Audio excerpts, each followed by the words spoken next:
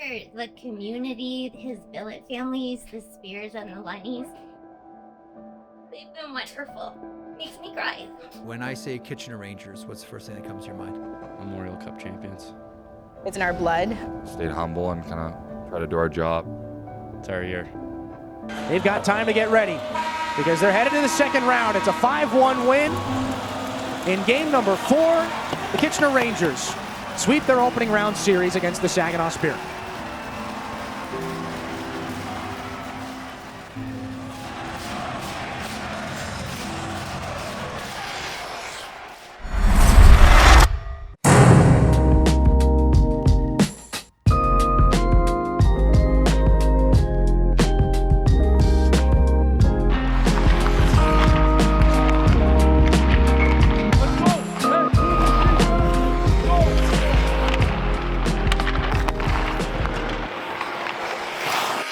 I'm Tanya, and Cameron Reed is my son. Yeah, and I'm Bill, and Cameron Reed is my son. I remember when we did the tour here before Cam was drafted to Kitchener, and I remember, Joe Birch and Mike McKenzie being in the crowd during a game and fans coming up and saying hi to them and them calling them by name, right? It was just a real personal touch that I found. Whether it was the ushers, whether it's the store, the workers in the store, it's the management group, really, that's something that was huge for us, was developing those relationships over the years. I always joke that I have my own fans. I have kids that come and say hi to me and give me a hug every game. It's our first season, and they're truly supportive of our kids and his friends. And that's what the team is for us. It's our son and his buddies. And, we see them all over. They follow the team. They support the team. We see people and just walk through the rink, or even if we're out, if we come early or we're out in the community, it's similar to our small town where you can't go anywhere without somebody knowing you, and that's a nice thing for us. Sure, the community, his Billet families, the Spears and the Lunnies, they've been wonderful. Makes me cry. Now your turn. Yeah, no, it's been phenomenal. The organization is top notch. Everybody knows it. One of the best organizations out there. Everything from the leadership, the management group, the coaching, the Billet families, you had mentioned, whether it be the dressing room or nutrition or the fitness facilities. Obviously, a large investment just recently went into the building to advance all those things. The schooling aspect, all the support. It was huge for us to have them go to an area where you didn't have to be concerned, right? Because everything was in place. So can't really say anything more about Kitchener. They do everything extremely well.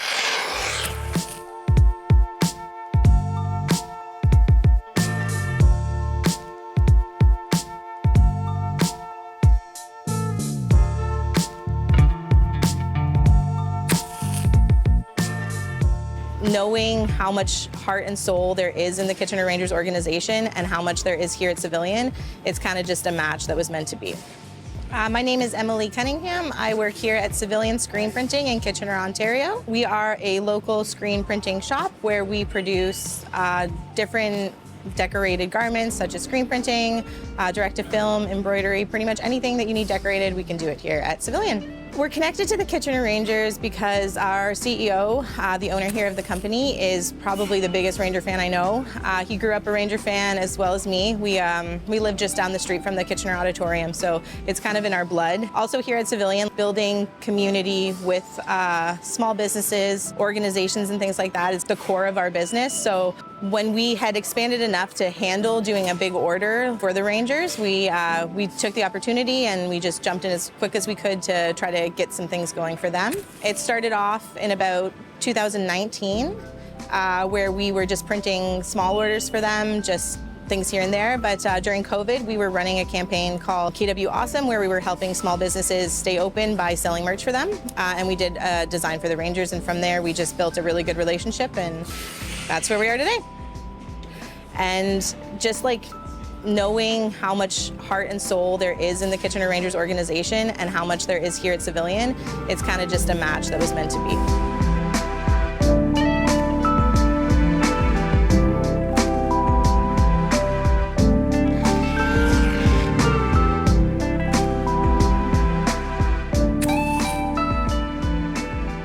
Were you happy to have Matt back? Yeah. Yeah. So when I say Mike and Amanda, what comes to your mind? They took me in at 16 years old. I was a young kid, first time moving away from home, and they're a second family to me. I'm Mike. I'm Amanda, and this is Kennedy, and we are the billets for Matthew Andonovsky. We're going back to COVID. So shy, big, tall 16-year-old shows up at our house for the first time with his mom, carrying a bouquet of flowers. He comes in the house, and he just stood there. He didn't know what to do, where to go. So I asked him, I said, are these for me? And he goes, yes, of course. Been with them for 5 years now. We were joking a couple days ago on the couch. They're like an aunt and uncle to me now. I'm like part of their family and they're part of ours. And they mean the world to me. Little Bill's sister too, Kennedy. I've seen her growing up, and it's kind of scary how fast time flies. He fit in right away. He was such a great kid to have in our house. Little shy, took a bit to get used to. Also Kennedy was 18 months old when he moved in with us. She's now 6 years old. No sugar. He will not eat sweets in the house at all. You put brownies or cake, he will not do it. Only if we bake him a cake for his birthday. Only if we bake a cake for his birthday, then he'll have a sliver, right? But we love having him at the house. It's always fun. He plays with Kennedy all the time. Kennedy refers to as her big brother, and Matt's family as well. We love them. We hang out with them in the summers, out with the games. We go there. We have dinners with them. It's been really good for our family. We were season ticket holders before we became billets, and we had talked about it before we had space, and we just thought it might be fun if we had a player in the house. And then the opportunity came, and we talked about it. Decided to go for it.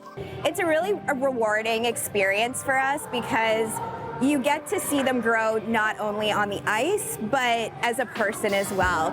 When we first met Matt, he was a shy 16-year-old. Now, if you look at him at 21, he is very outgoing. He's very personable. He has great conversations. He's very competitive, which we love, right? And yeah, we definitely will continue doing it. My family has had season tickets since I was 5 years old. We've sat in the same seats since then, and so they've been in our family for about 30 years now. The people that sit beside us and behind us were there when I was a kid, and now they're getting to see me bring my daughter. So it's kind of fun to see the generations growing, and now she gets to have this time with family like I did growing up.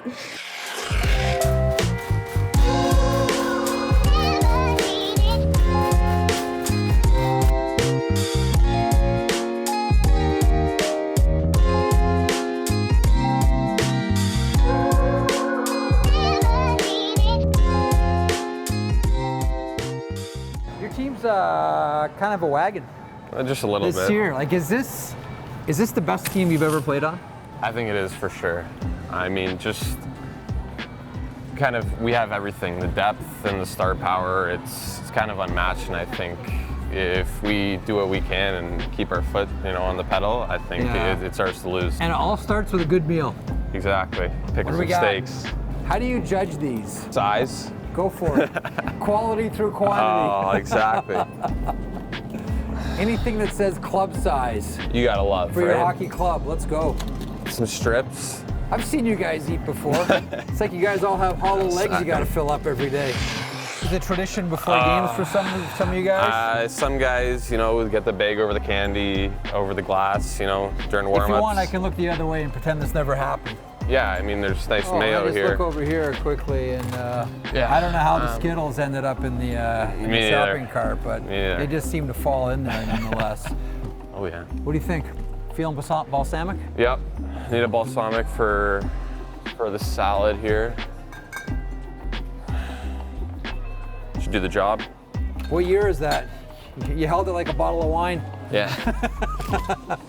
Is that a good vintage, Alex? Yeah. From Naples, Italy. So it's kind of like what else? And then need some olive oil to go with that. Extra virgin. Well done. One of the things I wonder about with anyone that's gone through what you've gone through and are about to go through is where's the biggest jump? Was it from minor hockey to junior? Was it first year hitting in minor hockey? Like, what was it? Like, where did you find like you had the biggest lift from one year to the next? Yeah, I think, to be honest with you, the first year of junior hockey. Coming in the OHL, especially such a great organization like Kitchener, you're a 16-year-old and a defenseman. Yep. It's a big challenge and a big step. Sometimes it helps, like when you have family in it and you can learn from them, or an older brother. Only child like me, I didn't really have anyone, to kind of say, okay, you can give me some pointers, you can give me some tips. So I kind of just went head on right into it. And you learn a lot. The biggest thing is just be a sponge. Like, you go through so much, and it's really about your mentality and how you go about yourself off the ice as much as you do on the ice.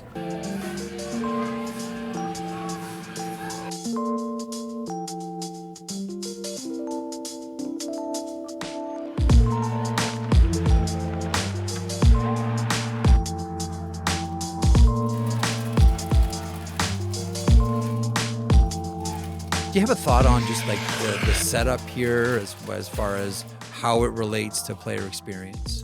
Yeah, I think obviously a big thing about junior hockey is kind of just being with the boys at the rink, and this is a pretty unreal spot to be. I think it's made down to a T, and it allows everybody to be close to each other, and it's got all the tools for you to be good and go out and succeed. So they've done a really good job.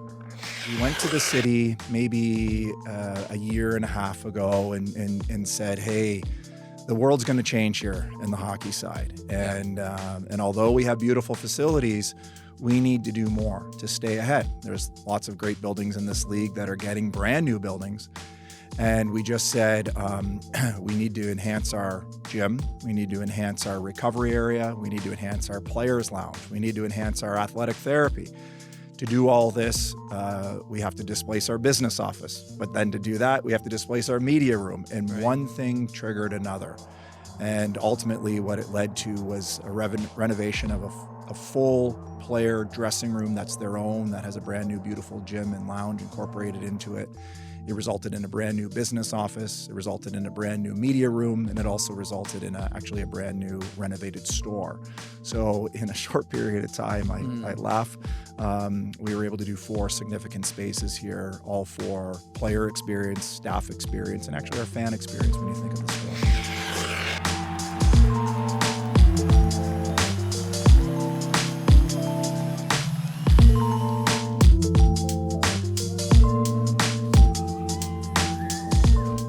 Experience here at the Kitchener Rangers? It's been awesome. I mean, from year one, it's been unbelievable. I mean, I remember I came in year one, and all the coaching staff were new, a lot of the players were new, and I remember clearly Brad Flynn and the defense coach, and still is to this day, but my defense partner, Simon Motu, he was an overager, and he took me under his wing. And from that point on, it's been a lot of learning for me, and I'm very thankful for that. I mean, a lot of good minds that are around here, but for this year especially, to have Matthew come back from the AHL and to have all our additions and the whole lineup in general, it's looking really good, and we're really excited. Is this the best team you've ever played on? Yeah, I'd say so. Yeah.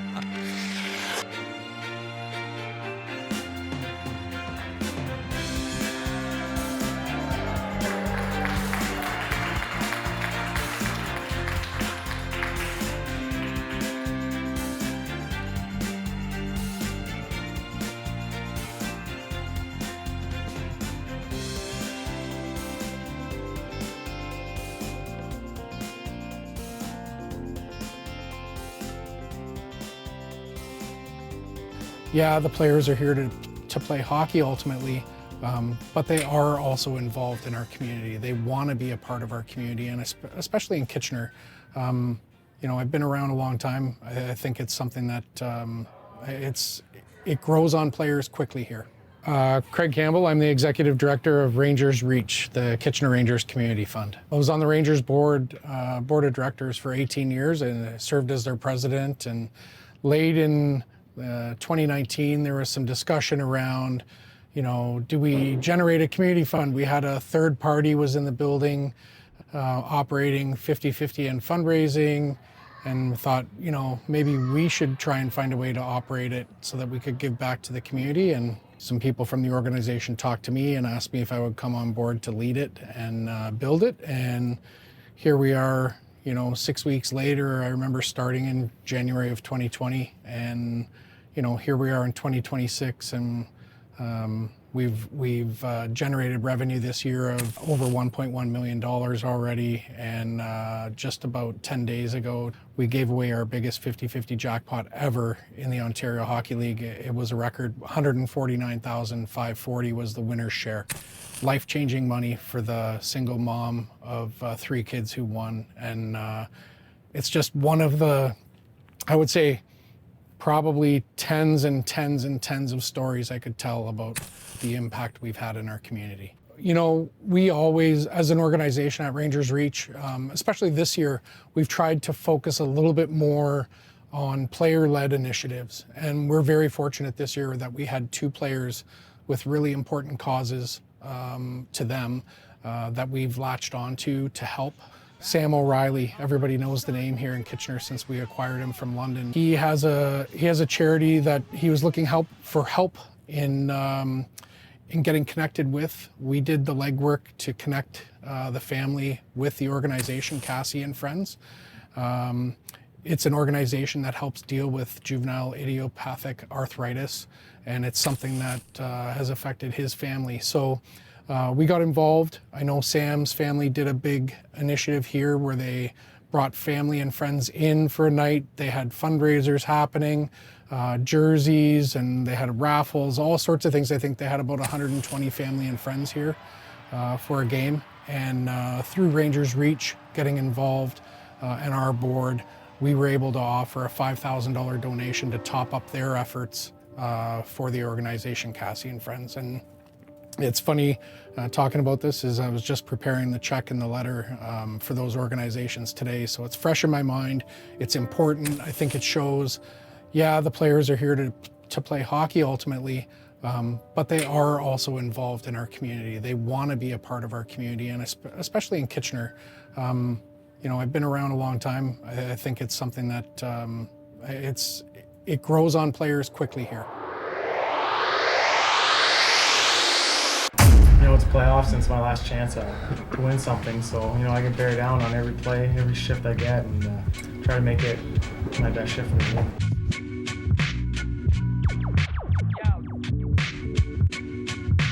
It was such an easy transition for me as a 16-year-old to have this organization behind you and helping you out to grow into a man and go play pro hockey. I was very fortunate. I mean, coming back here after winning, and I haven't been back in a long time, so just seeing all the new stuff that they've done here, the facility, and seeing the crowd and feeling the atmosphere up there in the stands, it's been a great experience. And the 4 years I spent here, cherished every minute of it, and to cap it off with the Mem Cup was unbelievable.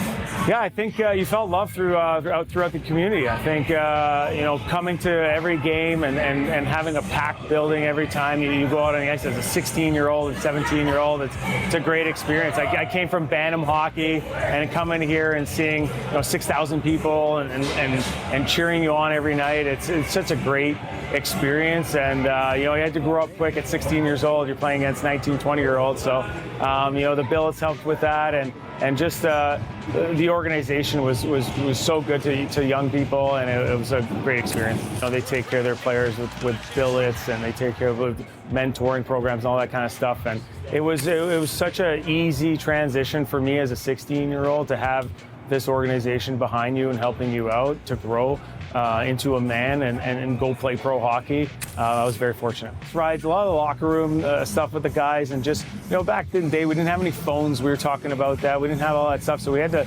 entertain ourselves and do funny stuff and just act like we're 16. So I think, guys driving around cars and hiding stuff in their car. I remember a guy hiding a fish in somebody's back seat, and they had to try to find it. Like things like that were just, just being kids and acting funny. But and then the compete level, obviously on the ice, every day you'd show up for practice and battle every day, and winning in front of here, the championship was the unbelievable thing. Hoisting the trophy, and then the Mem Cup. That was the cherry on top. April 26th is a day that we're going to remember. We're going to win this game.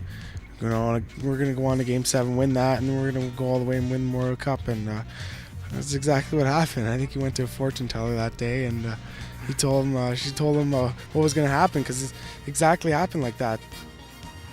On a balmy May night in Quebec City, the final seconds counted down on the Kitchener Rangers' 40th season.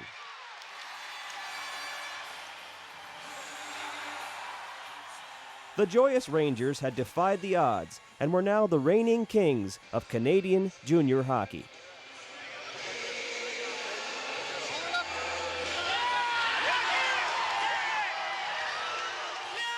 Derek Roy became only the second Ranger captain in team history to raise the Memorial Cup, one of the most difficult trophies to win in all of sports.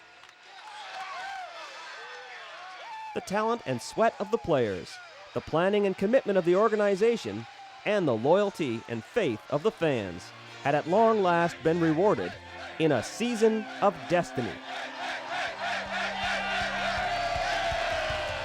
But what I do think, and this has always been our approach here, the same reason that we did the dressing room renovations is we can only control that of what we can control. And so if we can ensure that we have the very best facilities, the environment is one that players, they say, hey, why shouldn't I just stay here for one more year? I'm treated incredibly well. I really am cared for by my coaches. I have a tremendous fan base. I'm developing. They want to get somewhere, so it's our job to develop them. And if we can control all that, that's the best that we can do. And there will be players who make decisions for whatever reasons that they make to depart, and we can't control them. And got it for no problem. Kitchener. It'll be sort Up of ice, next Luca man up. Romano. Romano into the zone to Edwards. Edwards scores! Dylan Edwards ends it in overtime! And the 18-year wait in Kitchener is over. The Western Conference crown will be worn by the Rangers.